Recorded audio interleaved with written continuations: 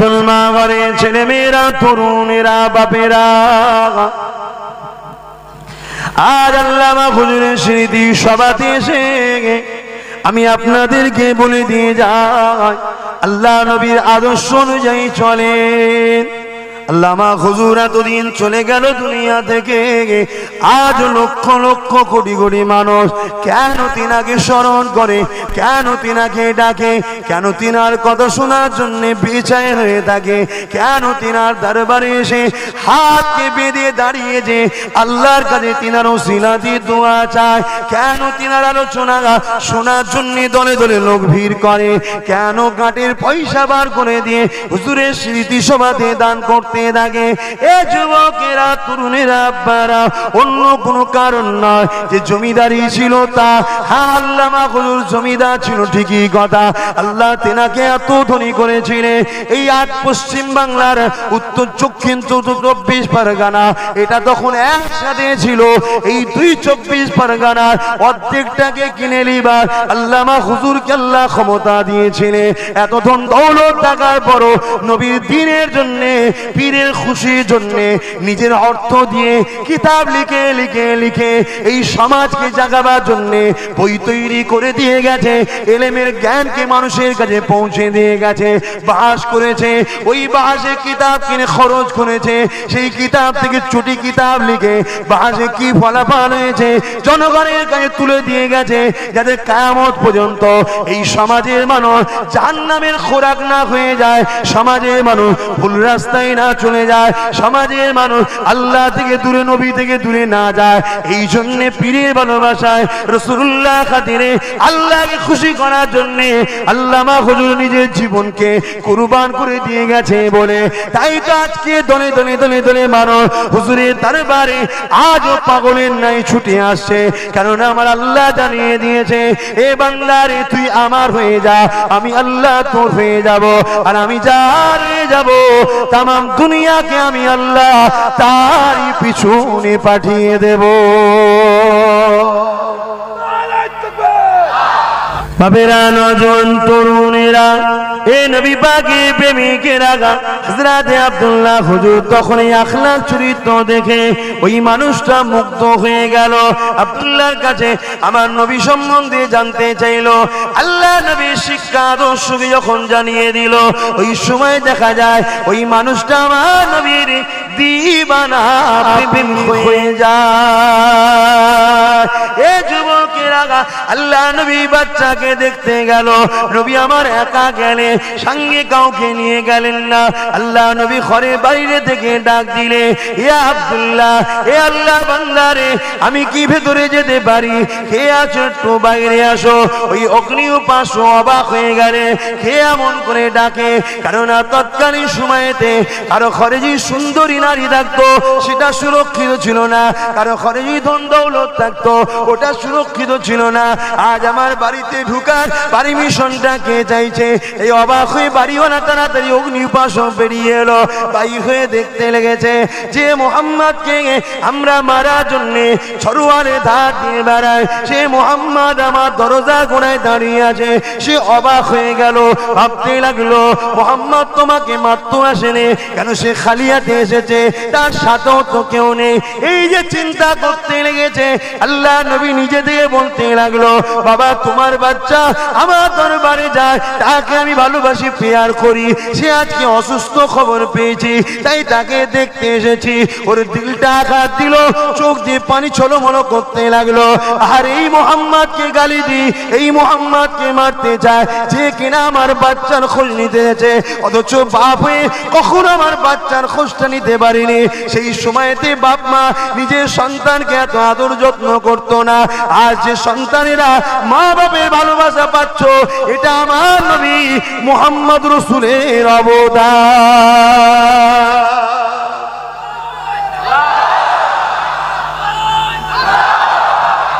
একদিন নবী দরবারে আসলেন, এসে সবাইকে খাবার দিচ্ছে, দিতে দিতে বললেন, এ সাহাবারা, অমুক অগ্নি পূজারী, যাদের আরবিতে বলা হয় মুজুসি, অমুক অগ্নি পূজারী বাচ্চা আজকে আমার দরবারে আসেনি কেন?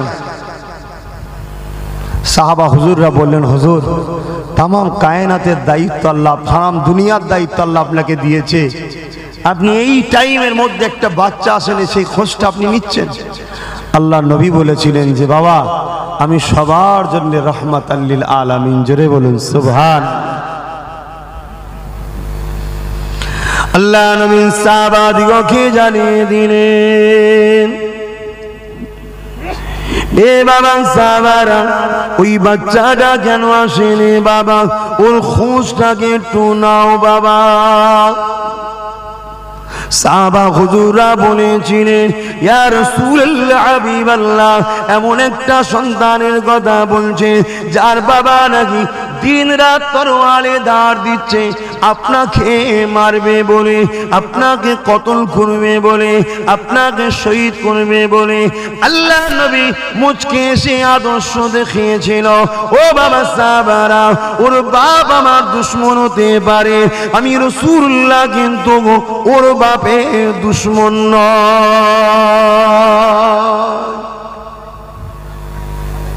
ইনি হলেন মুহাম্মদ রাসূলুল্লাহ। আল্লাহ নবীর কথা অনুযায়ী সাহাবারা খুঁজতে খবর নিলেন, গোপনে গোপনে খবর নিল বাচ্চাটা জ্বর হয়েছে, বুখার হয়েছে, শরীরটা খারাপ।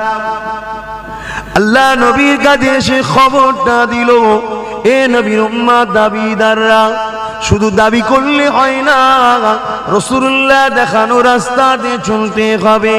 আল্লাহ নবী যে রাস্তা দিয়ে যেতেন ওই রাস্তা দিয়ে কোনো নোংরা পড়ে থাকতো না, এমন কোনো জিনিস পড়ে থাকতো না যে রাস্তা দিয়ে পথিক দিয়ে যেতে অসুবিধা হবে। একদিন একটা ইহুদি ধর্মগুরু তার শিষ্যদের নিয়ে যেতে ছিল, সে আফসোস করে বলতে লাগলো, মনে হয় এই রাস্তায় মুহাম্মদ বা তার অনুসারীরা আসেনে। সমস্ত ধর্মগুরুকে, ইহুদি ধর্মগুরুকে তেনার শিষ্যরা জিজ্ঞাসা করে, আপনি কথা বলছেন কেন? ওই সময় ইহুদি ধর্মগুরু বলেছিল, মুহাম্মাদের অনুসারী যদি রাস্তায় যেত, এই যে পথচারীদের চলার জন্য এই যে নোংরা গুলো পড়ে আছে, এই যে কষ্টদায়ক জিনিসগুলো পড়ে আছে, এখনো থাকতো না। কেন? মুহাম্মদ শিখিয়েছে তার অনুসারীদিগকে এত সুন্দর করে এখনো তুলে দিয়ে সাইডে ফেলে দিত, এরই নাম হলো মুহাম্মদ রাসূল। আর আজকে আমরা কি করি? ঝাড় দে নিজের জায়গাটা পরিষ্কার করে রাস্তা দিয়ে নেবিয়ে দিই, ও তো জনগণের, পাবলিকের তো। এটা ভালো আদর্শ নয়। সমাজ আমাদের সবার, এই সমাজকে সেবা করা, পরিষ্কার পরিচ্ছন্ন রাখা, যত্ন করা, এটা আমাদের সবার দায়িত্ব। ও করছে না আমি করব না, এ মাইন্ডটা ভালো নয়। আমি করব, ও করেন না তো কি হয়েছে, আমাকে দেখেও একদিন করা শুরু করবে। যুবকেরা, আল্লাহ নবী সাহাবারা খোঁজ নিতে গেল, সাহাবারা খোঁজ নিতে গিয়ে খবর পেল বাচ্চাটা বিমার হয়েছে, জ্বর হয়েছে, শরীরটা খারাপ। আল্লাহ নবীর কাছে এসে খবরটা দিয়ে দিল। আল্লাহ নবী বাচ্চাটা খোঁজের জন্য দাঁড়িয়ে গেল, ওই বাচ্চাটাকে দেখার জন্য দাঁড়িয়ে গেল।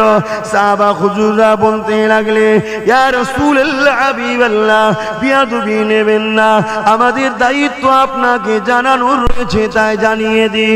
ইয়া রাসূলুল্লাহ হাবিবাল্লাহ, ওরা আপনাকে জানে মারতে চায়, হুজুর আপনি ওর বাড়িতে যাবেন না, ওর আব্বা আপনার ক্ষতি করে দিতে পারে। আল্লাহ নবী বলেছিলেন, এ বাবা সাহাবারা, আমি যাব, এটা আমার দায়িত্ব, কেননা আমি রাসূলুল্লাহ এসেছি আল্লাহর সৃষ্টিকে ভালোবাসতে, তাদেরকে শান্তির মেসেজ দিতে, তাদের খোঁজ খবর নিতে।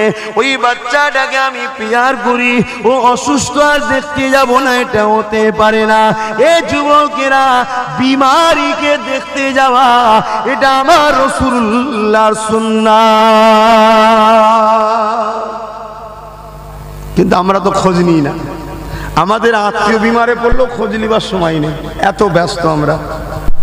আর দুনিয়া তো এখন কখন যে রাত যাচ্ছে, কখন যে দিন যাচ্ছে বোঝাই যাচ্ছে না, মানুষ কাজ গুছিয়ে উঠতে পারছে না। আল্লাহ নবী সেই বাচ্চার বাড়িতে গেল, অগ্নি উপাসকের বাড়িতে গেল। আল্লাহ নবী সাহাবাদেরকে সাথে নিয়ে গেলেন না, একা গেল। কেননা সবাইকে নিয়ে গেলে নবী আমার ভাবতে লাগলেন ওই অগ্নি উপাসক ভয় খেতে পারে, মুহাম্মদ হয়তো আমাদেরকে মারতে এসেছে, এই যে ভয়েতে কষ্ট পাবে। আল্লাহ নবী এটাও দিতে চাইলেন না, কেননা নবী আমার রহমাতুল লিল আলামিন। এ যুবকেরা, আল্লাহ নবী তাই বলেছিলেন যে পাড়া প্রতিবেশীদেরকে ভালোবাসে না, যার কথা দ্বারা, ব্যবহার দ্বারা, আখলাক দ্বারা, যার চাল চলন দ্বারা পাড়া প্রতিবেশী বিরক্ত হয়, খুশি হয় না, সে আমি রাসূলুল্লাহ জানিয়ে দিলাম সে আমার কেহই নয়। যার কথাবার্তা, কাজ কাম, চাল চলন পাড়া প্রতিবেশী খুশি নয়, সে আমি রাসূল আমার কেউ নয়। আর আজকে এই কথাটা আমাকে এখানে বলা দরকার, কেন অতি সত্য কথা যেখানে আমি আলোচনা করি বলি। মুসলমানদের প্রতিবেশী কারা? বলুন না, আমাদের প্রতিবেশী কারা? হিন্দু ভাই, মতুয়া ভাই, দলিত ভাই। রাসূল এখানে বলেছে যে পাড়া প্রতিবেশীর সঙ্গে ভালো ব্যবহার করলো না, সে আমার কেউ নয়। তাহলে আজকে যে কোনো ধর্মেরই হোক, তারা আমাদের প্রতিবেশী। রাসূলকে যদি আমরা মানি, প্রতিবেশীর সঙ্গে ভালো ব্যবহার করা এটা আমাদের ঈমানি দায়িত্ব। বলুন আলহামদুলিল্লাহ। এটাই শিখিয়েছেন মুহাম্মদ রাসূল, এটাই শিখিয়েছে। এই বিষয়ে একটা কথা, হযরতে আব্দুল্লাহ হুজুর বলে একজন যুবক ছেলে ছিল, নিশ্চয়ই আপনারা শুনেছেন, আবার স্মরণ করিয়ে দিচ্ছি। হযরতে আব্দুল্লাহ হুজুর বলে একটা যুবক ছিলেন। সে যুবক ব্যবসা কারবারের উদ্দেশ্যে শহরে এসেছিল। শহরে এসে একটা ঘর ভাড়া নিয়েছে, আর সেই ঘরের পাশে একজন গায়ের ইসলামের ঘর ছিল। হযরতে আব্দুল্লাহ 18-19 বছরের যুবক, এই মুসলমান যখন ঘর ভাড়া নিয়েছে, ওই গায়ের ইসলাম, সে ইসলাম সম্বন্ধে জনগণের কাছে যেটা শুনেছে যে মুসলমানরা রাগী হয়, মুসলমানরা মারপিট করে, মুসলমানরা একটু হলেই মারপিট শুরু করে দেয়, গালিগালাজ করে, মন্দ কথা বলে, এই যে একটা ব্রেনে ঢুকানো আছে, তো ওই গায়ের মুসলমানের ব্রেনেও ঢুকেছিল।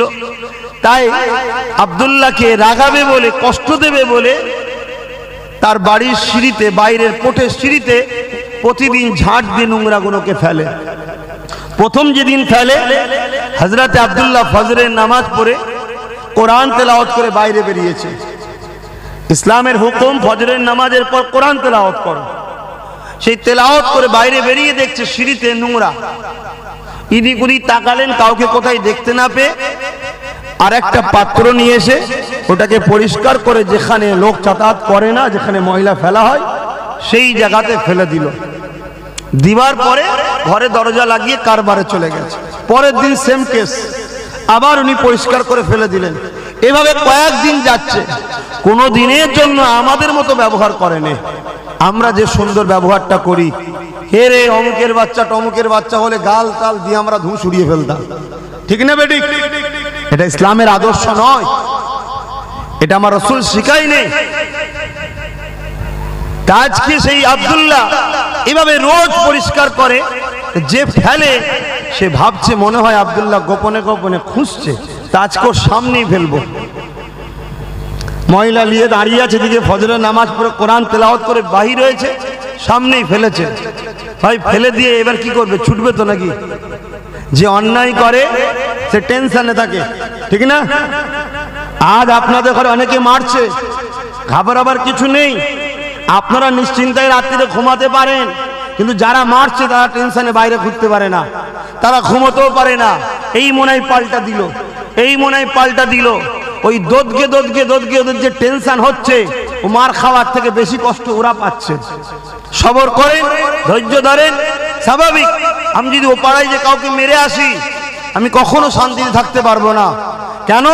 আমার ব্রেনে ঘুরছে ও প্রতিশোধ নেবে, ও প্রতিশোধ নেবে, সবসময় একটা আতঙ্কে থাকবো আমি। ওই জন্য মার খাওয়া, মারার থেকে মার খেলে আরাম বেশি। হয়তো তখন একটু লাগে, কিন্তু আরাম নিশ্চিন্তাটা বেশি। মানুষের টেনশনটা তো সবচেয়ে বড় মারাত্মক। তো এই যে আব্দুল্লাহকে রোজ জ্বালাচ্ছে, ওনার একটা টেনশন রয়েছে, তাই ফেলে দিয়েই ছুটেছে, ঘরের দরজা লাগিয়ে ছিদ্র দিয়ে দেখছে যে আব্দুল্লাহ কি করছে। উনি মুচকে হেসে প্রতিদিন যা করে ঘর থেকে পাত্র নিয়ে এসে পরিষ্কার করে ফেলে দিয়ে দরজা লাগিয়ে কাজে চলে যাচ্ছে। এ গায়ের ইসলামটা বেরিয়ে আব্দুল্লাহর হাত ধরেছে, বলছে যুবক, আমি যে তোমাকে এতদিন কষ্ট দিচ্ছি তুমি তো জানলে, কিছু বললে না কেন আসামি পেয়ে? হযরতে আব্দুল্লাহ বলেছিলেন, আমার নেতা বলেছে প্রতিবেশীকে ভালোবাসতে, তুমি আমার প্রতিবেশী, তাই। বলুন সুবহানাল্লাহ। আদর্শ দেখুন, এটা হচ্ছে ইসলামের আদর্শ। আমার নবী এইটাই শিখিয়েছে, কিন্তু আজ আমাদের জন্য ইসলামের বদলাম হচ্ছে। হযরতে আব্দুল্লাহর এই কথা শুনে সে বলল, আমি তো শুনেছি ইসলাম মানে এই এই এই এই। আরো জানতে চাইলে যখন সে ইসলাম সম্বন্ধে পুরো জানলো, তখন সে ভাবলো এটাই তো একমাত্র মুক্তির রাস্তা, শান্তির রাস্তা, মানবতার রাস্তা।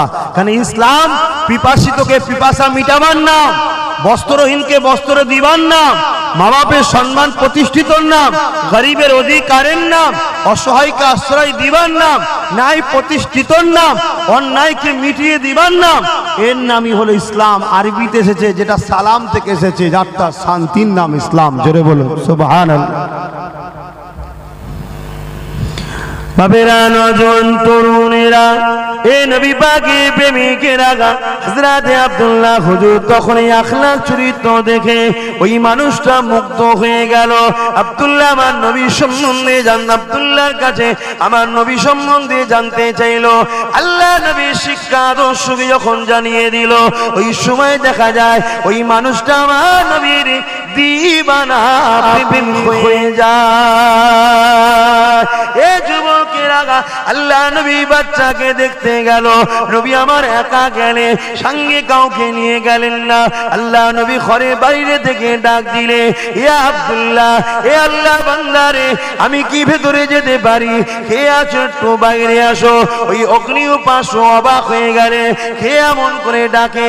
কারণ তৎকালীন সময়েতে কারো ঘরে যে সুন্দরী নারী থাকতো সেটা সুরক্ষিত ছিল না, কারো ঘরে যে ধন দৌলত থাকতো ওটা সুরক্ষিত ছিল না। আজ আমার বাড়িতে ঢুকার পারমিশনটা কে চাইছে? এই অবাক হয়ে বাড়িওয়ালা তাড়াতাড়ি অগ্নি উপাসক বেরিয়ে এলো।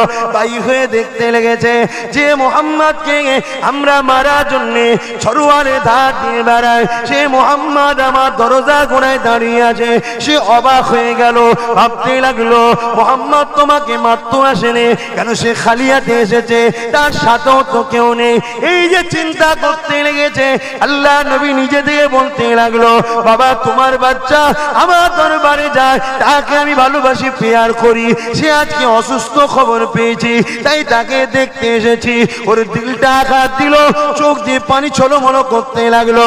আর এই মুহাম্মদকে গালি দি, এই মুহাম্মদকে মারতে চায়, যে কিনা আমার বাচ্চার খোঁজ নিতে এসেছে, অথচ বাপ হয়ে কখনো আমার বাচ্চার খোঁজটা নিতে পারিনি। সেই সময়তে বাপ মা নিজের সন্তানকে এত আদর যত্ন করতো না।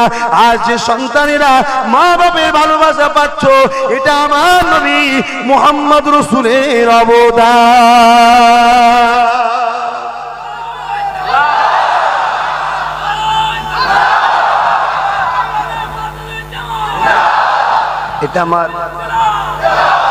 এটা আমার নবী শিখিয়েছে, আগে ছিল না। ১,৫০০ বছর আগে মানুষ অন্ধকারে চলে গিয়েছিল, আমার নেতা তো এইগুলি শিখিয়েছিল। আল্লাহ নবী তো এটাই শিখিয়েছিল, গরিবকে বাঁচানো। আল্লাহ নবী জানিয়ে দিলেন, এ দুনিয়া মানুষেরা, লা ইয়ারহামুল্লাহু মান লা ইয়ারহামুন নাস, যে মানুষের উপরে দয়া করে না, মহান স্রষ্টা আল্লাহ পাকে দয়া কখনো সে পাবে না। এখানে লা ইয়ারহামুল্লাহু মান লা ইয়ারহামুল মুসলিম নেই, মান লা ইয়ারহামুন নাস আছে। নাস আরবি কথা, যেটা আপনারা সবাই জানেন, এর বাংলা মানে হলো মানুষ। অর্থাৎ যে মানুষের উপরে দয়া করবে না, সে মহান স্রষ্টা দয়া পাবে না। এ যুবকেরা, তরুণীরা, বাবেরা, এখানে নাস বলতে মানুষ। তাহলে মুসলমান বিপদে পড়লে যাব, গায়ের ইসলাম বিপদে পড়লে যাব না। মুসলমান বিপদে পড়লে যাব, দলিত বিপদে পড়লে যাব না। মুসলমান বিপদে বললে যাব, হিন্দু বিপদে বললে যাব না, এটার নাম ইসলাম নয়। এই যুবকেরা, তরুণেরা, আব্বারা, ইসলামের সব থেকে বড় ইবাদত হলো নামাজ। আল্লাহ নবী জানিয়ে দিলে তুমি নামাজের মধ্যে রয়েছো, ঠিক এমনই সময়েতে তোমার এলাকার একটা বাচ্চা হয়তো পুকুরে পড়ে গেছে বা কোনো বিপদে পড়েছে, কেউ তোমার কাছে চিৎকার আওয়াজ এসেছে, বাঁচাও বাঁচাও বাঁচাও। আল্লাহ নবী জানিয়ে দিলে সব থেকে বড় ইবাদত হলো নামাজ। ওই নামাজটা তুমি ছেড়ে দাও, ছেড়ে দিয়ে আগে ওই অসহায় বিপদগ্রস্ত মানুষটাকে উদ্ধার করো, তবেই তুমি ইসলামকে মানলে। এ যুবকেরা, তরুণেরা, এখন কেউ যদি বলে ওই বিপদগ্রস্ত মানুষটা যদি হিন্দু হয়, ওই বিপদগ্রস্ত মানুষ যদি খ্রিস্টান হয়, ওই বিপদগ্রস্ত মানুষটি মতুয়া হয়, ওই বিপদগ্রস্ত মানুষটি আদিবাসী দলিত হয়, তাহলে কি নামাজ ছেড়ে দিতে হবে? এ যুবকেরা, তরুণেরা, আব্বারা, আল্লাহ নবী এখানে মানুষের কথা বলেছে, কোন ধর্মের কথা বলেনি। আর একটা বিষয় হলো, সবাইকে সৃষ্টিতে একজন করেছে, আল্লাহর সৃষ্টিকে ভালোবাসবে, আল্লাহ সৃষ্টিকে বিপদ থেকে উদ্ধার করবে। এর মানে তো তুমি আল্লাহকেই ভালোবাসলে।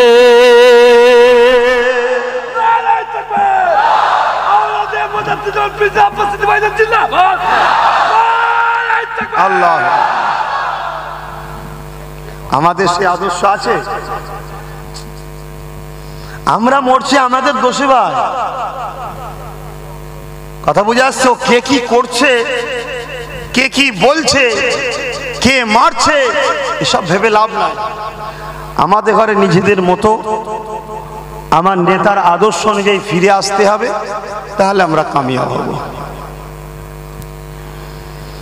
বাবেরা, নওজোয়ান, তরুণেরা, এ নবী বাগে প্রেমিকেরা, আল্লাহ নবী বসে আছে এমন সময়তে একটা গায়ের ইসলাম এসে জিজ্ঞাসা করলো, এ মুহাম্মদ সাল্লাল্লাহু আলাইহি ওয়াসাল্লাম, ইসলামের সব থেকে ভালো কাজ কি?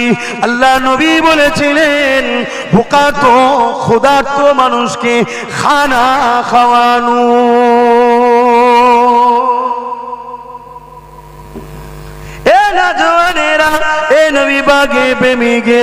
আজকে আমার সমাজে এমনও মানুষ রয়েছে দৈনিক 2-5 জনের খাবারকে নষ্ট করে। আমার সমাজে এমনও মানুষ রয়েছে টেবিলে খানাকে নষ্ট করে ফেলে দেয়। আমার সমাজে এমনও মানুষ আছে হোটেলে গিয়ে 50 রকম আইটেমের অর্ডার দেয়, স্টাইলে এটা একটু ওটা একটু খেয়ে নিয়ে খাবারটাকে ফেলে দেয়। আর এই সমাজে এমনও মানুষ আছে সামান্য একটা রুটির জন্য মায়ের কাছে কাঁদতে লাগে, ওই মা বাচ্চাকে খাবার দিতে না পেরে মাটাও কাঁদতে লাগে। এ যুবকেরা, তরুণেরা, আর চিন্তা করে দেখো প্যালেস্টাইনে কি হতে লেগেছে।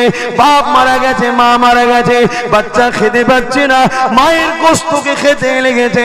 আজ আল্লাহ তোমায় সুখে রেখেছে, আজ আল্লাহ তোমার বাড়িতে খাবারের অভাব করেনি, আজ আল্লাহ তোমাকে দুবেলা খাওয়াচ্ছে। ভুলে যেও না গরিবের কথা, আল্লাহ তোমাকে কষ্টটা বুঝিয়ে দেবে।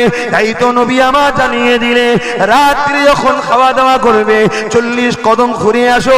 আমরা মনে করি হজমের জন্য নবী বলেছে, না, ঘুরে আসা হজম অবশ্যই হবে, কিন্তু আল্লাহ নবী জানিয়ে দিলে ওই 40 কদম তোমার পাড়া প্রতিবেশীর মধ্যে কে খেতে পায়নি, কে শুকিয়ে রাত্রে ঘুমাচ্ছে, তার খোঁজটা একটু নাও, তার মুখে খাবারটা তুলে দাও। আল্লাহ নবী আরো জানিয়ে দিলে, তুমি যখন রান্না করবে 1 বাটি পানি বেশি করে দাও, যাতে তুমি পাশের বাড়িতে 1 বাটি তরকারি গরিবকে দিতে পারো। আল্লাহ নবী আরো জানিয়ে দিয়েছে, যেদিন তোমার ভালো মন্দ খাবার ইচ্ছা যাবে, খবরদার তুমি ভালো মন্দ খাবারটা খেয়ে নিয়ে গরিবের কাছে প্রকাশ করবে না, ওই গরিবের মনটা ভেঙে যাবে। আরে যে নবী খাবার দ্বারা গরিবের কষ্ট দিতে চাই না, সেই নবীর উম্মত কখনো আতঙ্কবাদী সন্ত্রাসী হতে পারে না। আজ বিশ্বের বুকে মিডিয়া আমার নবীর উম্মতদেরকে অপমানিত করার জন্য সন্ত্রাস আতঙ্কবাদী করে প্রচার করতে লেগেছে। এই যুবকেরা, তরুণেরা, বাপেরা, এই জায়গাতে আমাদের সকলকে ইনসাফ ইনসানিয়াতে আমার রাসূল যে আদর্শ শিখিয়ে দিয়েছে, ওই আদর্শের কাজ সমাজের বুকে প্রচার প্রসার করতে হবে। তাহলে দুনিয়া বুঝে নেবে মুহাম্মদ রাসূলের আখলাক চরিত্র। দুনিয়া যেমন দলে দলে সেদিন আমার নবীর পিছনে ছুটেছিল, কিয়ামত পর্যন্ত আমার নবীর গুণগান এই জমিনে সবাই গাইতে থাকবে। আমরা তো লুটার ধান্দে আছি, দেবো কি করে? কি অসুবিধা হচ্ছে নাকি?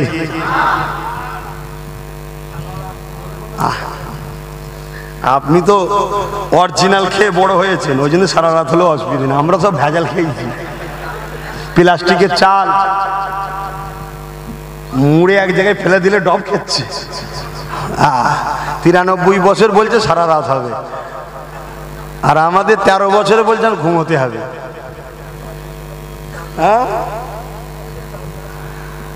এখন তো সব ভেজাল, কিসে ভেজাল নেই? তবে ভেজাল সব পলিসি করে আনা হচ্ছে। কেন? যারা ভেজাল ঢুকাচ্ছে তারা তো বড় অঙ্কের টাকা দিয়ে দিচ্ছে, অথিব দেখছে ভেজাল, তারপরেই বড় অঙ্কের টাকা পেয়ে চালিয়ে দিচ্ছে। কারণ তাদের তো টেনশন নেই, তারা তো স্পেশাল ভিআইপি করে এনে খাবে। যা গরিব প্লাস্টিকের চাল খেয়ে মরুক কি, যা গরিব মরবে, তো বড় লোক তো মরবে না। আমার রাসূল পাক সাল্লাল্লাহু আলাইহি ওয়াসাল্লাম দুনিয়ার মানুষকে মুক্তি শান্তির রাস্তা দেখিয়ে দিয়ে গেল। আজকে সেই নবীর উম্মত আমরা নিজেরাই তো অন্ধকারে হোঁচট খেয়েছি, দুনিয়াকে কি রাস্তা দেখাবো? আমরা নিজেরাই তো দুর্নীতির সঙ্গে জড়িয়ে, আমরা নিজেরাই তো পাপ কর্মের সঙ্গে জড়িয়ে আছি, আমরা নিজেরাই তো গরিবদের ঘরে হত্যা করি। নিজের চাচা নিজের ভাইপোকে দাফন করে দিতে চাইছে, ভাইপো চাচাকে দাফন করে দিতে চাইছে। এই সমাজে তো অহরহ চলছে, নিজেদের মধ্যেই তো সমস্যা, পর কি দেখবে? তবে হ্যাঁ, আমার বাংলায় বর্তমান যিনি আছে তিনি সত্যি ভাইপোকে ভালোবাসে। কি একদম সিবিআই তাড়িয়ে দিলে এত ভালোবাসে, সঙ্গে সঙ্গে যে সেটেলমেন্ট করে ফেললো দিল্লিতে। ওই রকম যদি কারো ভাইপো হতে পারতাম না, কপাল খুলে যেত। কথা বুঝছেন? কিন্তু আমরা আমার রাসূলের আদর্শ থেকে অনেক দূরে সরে গেছি। আরে মুসলমান ঘরে ছেলে মেয়েরা, তরুণেরা, বাপেরা, আজ আল্লামা হুজুরের স্মৃতি সভাতে এসে আমি আপনাদেরকে বলে দিয়ে যাই, আল্লাহ নবীর আদর্শ অনুযায়ী চলেন। আল্লামা হুজুর এতদিন চলে গেল দুনিয়া থেকে, আজ লক্ষ লক্ষ কোটি কোটি মানুষ কেন তিনাকে স্মরণ করে, কেন তিনাকে ডাকে, কেন তিনার কথা শোনার জন্য বেচায় হয়ে থাকে, কেন তিনার দরবারে এসে হাতকে বেঁধে দাঁড়িয়ে যে আল্লাহর কাছে তিনার ওসিলা দিয়ে দোয়া চায়, কেন তিনার আলোচনা শোনার জন্য দলে দলে লোক ভিড় করে, কেন গাঁটের পয়সা বার করে দিয়ে হুজুরের স্মৃতি সভাতে দান করতে থাকে। এ যুবকেরা, তরুণেরা, আব্বারা, অন্য কোনো কারণ নয় যে জমিদারি ছিল তা।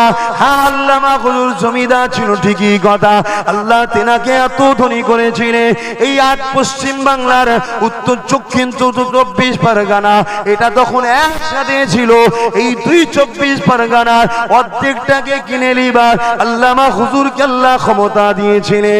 এত ধন দৌলত টাকার পরও নবীর দ্বীনের জন্য, পীরের খুশির জন্য নিজের অর্থ দিয়ে কিতাব লিখে লিখে লিখে এই সমাজকে জাগাবার জন্য বই তৈরি করে দিয়ে গেছে, এলেমের জ্ঞানকে মানুষের কাছে পৌঁছে দিয়ে গেছে, বাস করেছে। ওই বাসে কিতাব কিনে খরচ করেছে, সেই কিতাব থেকে ছুটি কিতাব লিখে বাসে কি ফলাফল হয়েছে জনগণের কাছে তুলে দিয়ে গেছে, যাতে কিয়ামত পর্যন্ত এই সমাজের মানুষ জাহান্নামের খোরাক না হয়ে যায়, সমাজের মানুষ ভুল রাস্তায় না চলে যায়, সমাজের মানুষ আল্লাহ থেকে দূরে, নবী থেকে দূরে না যায়। এই জন্য পীরের ভালোবাসায়, রাসূলুল্লাহ খাতিরে, আল্লাহকে খুশি করার জন্য আল্লামা হুজুর নিজের জীবনকে কুরবান করে দিয়ে গেছে বলে তাই তো আজকে দলে দলে দলে দলে মানুষ হুজুরের দরবারে আজও পাগলের নাই ছুটে আসছে। কারণ আমার আল্লাহ জানিয়ে দিয়েছে, এ বান্দা রে, তুই আমার হয়ে যা, আমি আল্লাহ তোর হয়ে যাব। আর আমি যার হয়ে যাব, তামাম দুনিয়াকে আমি আল্লাহ তারই পিছনে পাঠিয়ে দেব।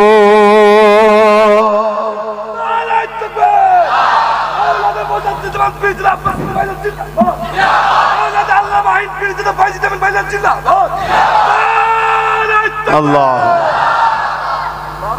আজ মানুষ তো কত এসেছিল, এখানে হয়তো অনেক কটা রুহুল আমিন পাওয়া যাবে। এর মধ্যে নাম খুঁজলে পাওয়া যাবে না, যাবে না, কিন্তু নাম এক হলে হবে না, কামটা আলাদা ছিল। নামে কোনো দাম নাই। আমার রাসূলুল্লাহ চাচার নাম ছিল হযরত আব্বাস, আমার নাম আব্বাস, এক নাকি না, কাম আলাদা ছিল। আমরা তো তিনাদের নকশা কদমের গোলাম আমরা, অতএব নাম অনেক পাওয়া যাবে।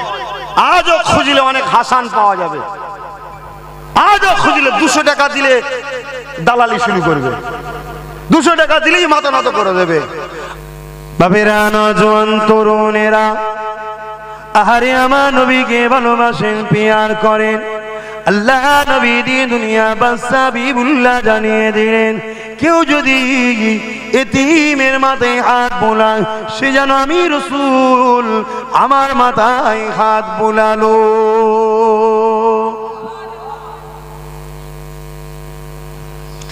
এ যুবকেরা, এ নবী পাকে প্রেমিকেরা, এ রাসূলের দিওয়ানারা, আসুন আমরা আমার বাংলাকে, আসুন আমার দেশকে জাতি ধর্ম বর্ণ নির্বিশেষে প্রতিটা আল্লাহর সৃষ্টির পাশে দাঁড়ায়, একে অপরে মিলে মিশে চলি। কেন আল্লাহর কোরআন জানিয়ে দিয়েছে, তোমরা দুনিয়ার মুখে অশান্তি ছড়াওনি, মিলে মিশে শান্তি আমান প্রতিষ্ঠিত করো। এই জায়গায় আমাদের সবার দায়িত্ব রয়েছে। এ যুবকেরা, তরুণেরা, আব্বারা, আল্লাহ সৃষ্টিকে ভালোবাসলে কি লাভ হবে শুয়ে রেখে দেন। কম বেশি আপনারা সবাই জানেন, আল্লাহ নবী দিন দুনিয়া বাদশা হাবিবুল্লাহ সাহাবা হুজুর দিগকে জানিয়েছে, আমার সাহাবারা, কাল কিয়ামত যেদিন হবে বিচারের দিন, ওই দিনে একটা বান্দা আল্লাহ পাক উঠাবে। ওই বান্দাকে বলতে লাগবে, বান্দারে আমাকে হিসাবটা দে। বান্দা হিসাবটা নিতে থাকবে। ওই সময় বলতে লাগবে, আল্লাহ পাক আপনি আমার হিসাবকে নেবেন না। আল্লাহ, আল্লাহ পাক আপনি আমাকে সবার সামনে অপমানিত করবেন না। আপনি আমাকে গোপনে গোপনে জাহান্নামী করে দেন। কেন দুনিয়া জমিনে আমি অনেক অন্যায় করেছি, দুনিয়া জমিনে অনেক ভুল করেছি, দুনিয়া জমিনে অনেক পাপ করেছি। আল্লাহ আপনি আমাকে গোপনে গোপনে জাহান্নামী করে দেন। আমার আল্লাহ পাক বলতে লাগবে, বান্দারে লা তাখনাতু মির রাহমাতিল্লাহ, বান্দারে আমার রহমতে নিরাশ হয়ে যাস না। বান্দা তোর আমলনামাটা দেখা। বান্দা আমলনামাকে দেখাতে লাগবে, গুনাহ গুনাহ অন্যায় অন্যায় পাপ পাপ ভর্তি রয়েছে। এই সময় দেখা যাবে একটা শুধুমাত্র ভালো কাজ পাবে। ওই একটা ভালো কাজ পাওয়ার জন্য আল্লাহ পাক খুশি হয়ে যাবে। খুশি হয়ে যে রহমতের দুনিয়া জোশ মেরে বলবে, বান্দারে যা তোর একটা ভালো কাজ আমার পছন্দ হয়েছে, এর বিনিময়ে আমি আল্লাহ পাক তোকে সমস্ত গুনাহকে চেপে দিয়ে আমার রহমতের বিনিময়ে আমি আল্লাহ তোকে জান্নাতি বানিয়ে দিলাম।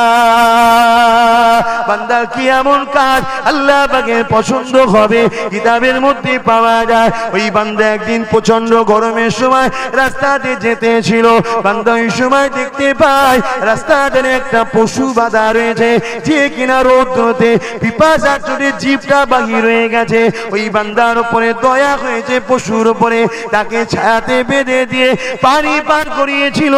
আমার আল্লাহ পাক বলতে লেগেছে, বান্দারে আমি আল্লাহ দয়ার মালিক, আমার দয়া নিয়ে আমার সৃষ্টির উপরে দয়া করেছি, আমি মালিক হয়ে কেন তোর উপরে দয়া করব না? এ বান্দারে আমি আল্লাহ তোর গুনাহকে মাফ করে দে, আমিও তোকে নাজাত দিয়ে দিলাম।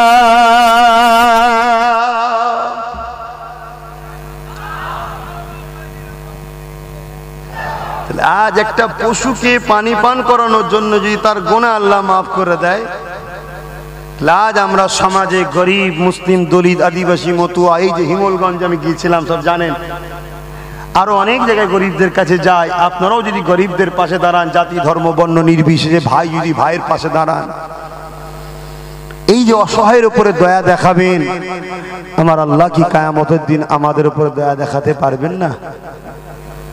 এটা তো বিশ্বাস। তো ভাইয়েরা আমার, গরিবকে ভালোবাসুন, গরিবের সাথে আল্লাহ রাসূল জানিয়েছে, গরিব 50,000 বছর আগে আল্লাহর জান্নাতি হবে। জোরে বলুন সুবহানাল্লাহ। আর রাসূল আরেক জায়গায় বলছেন, আল মারউ মা'a মান হাব্বা, যে যাকে ভালোবাসবে তার সঙ্গে থাকবে। আমি যদি দুনিয়ায় গরিবকে ভালোবাসি আর ওই গরিব যদি জান্নাতি হয়, তার সাথে আমিও জান্নাতি হব। জোরে বলুন সুবহানাল্লাহ। আরে বিশ্বাসে মিলাই বস্তু, তর্কে বহুদূর। নামাজ পড়ছি আমরা, বিশ্বাস আল্লাহ কবুল করবে। রোজা রাখছি, বিশ্বাস আল্লাহ খুশি হবে, তাই তো করছি। গরিবের যে কত কষ্ট, গরিবই ভালো হয়ে যায়। দরুদ শরীফ আল্লাহুম্মা সাল্লি আলা সাইয়্যিদিনা মাওলানা মুহাম্মদ ওয়া আলা আলি সাইয়্যিদিনা।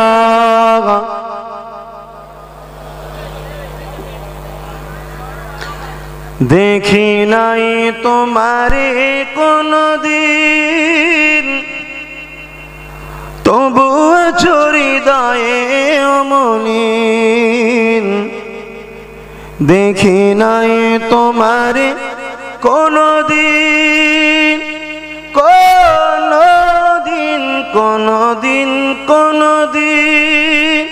হে নবী, নবীজি আমার, তুমি আছো হৃদয়ের গভীরে, তুমি আছো হৃদয়ের গভীরে। ভুলব তোমায় বলো কি করে। কোরআনের পথ যত খুঁজেছি, হে নবী তোমায় তত চিনেছি। কোরআনের পথ যত খুঁজেছি, হে নবী তোমায় তত চিনেছি। কোরআনই জানিয়েছে আমায়, ওয়ারাফা'না লাকা যিকরাক। হে নবী, নবীজি আমার, তুমি আছো হৃদয়ের গভীরে। আল্লাহুম্মা সাল্লি আলা